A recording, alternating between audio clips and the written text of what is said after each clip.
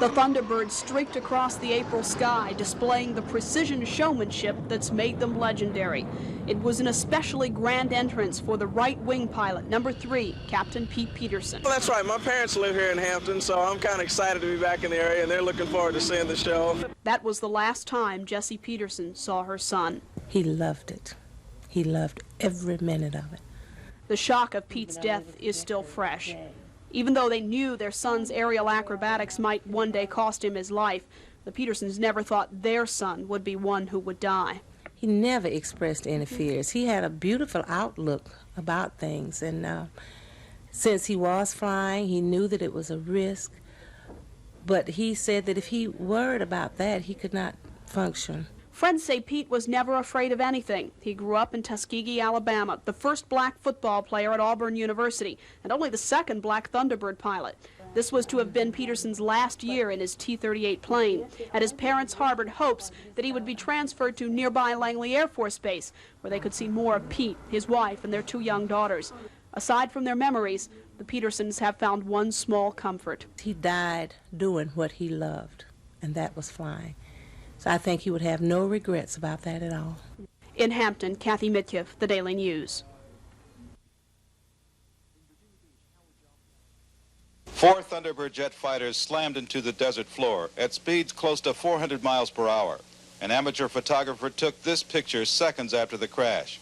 4 T-38 Talons, 4 crack pilots, members of an exclusive team that the Air Force calls the best there is, scattered for miles in sagebrush and cactus near Indian Springs, Nevada. The Thunderbirds were practicing this spectacular formation. They had flown the same maneuver a few minutes before the crash without a hitch. The planes did not collide, according to Tom Sullivan. They simply flew straight into the ground. They came straight across the airfield, across parallel with the runway, in a diamond formation, came straight up, and when they got to the top, when they started down, they came down all 4 parallel, straight across from each other. 4 men, including the Thunderbird team commander, were killed. Among the dead, Captain Willie Mays. Like the others before the crash, he was a living Air Force recruiting poster who loved flying. We hope that pilots look up to the team with respect and see the maneuvers as we see them, and attempt at excellence. Nothing's ever perfect, but we try our best. An investigation begins today to learn precisely what went wrong to 4 pilots who flew by precision. Meredith Lewis, NBC News, Nellis Air Force Base, Nevada. The Thunderbirds streaked across the sky one night in April, making their characteristically dramatic entrance for a scheduled air show.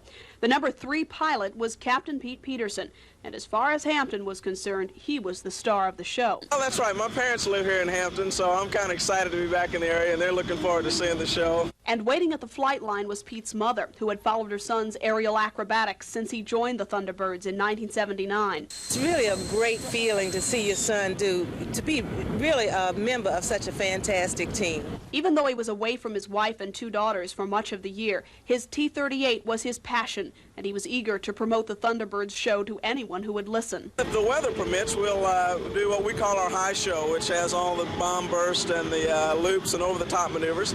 And for the people that have seen it in years past, we do have some new changes.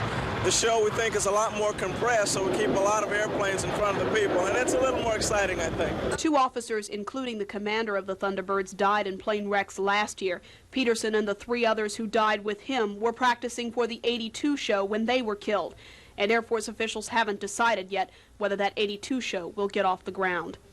Kathy Mitkiff, The Daily News.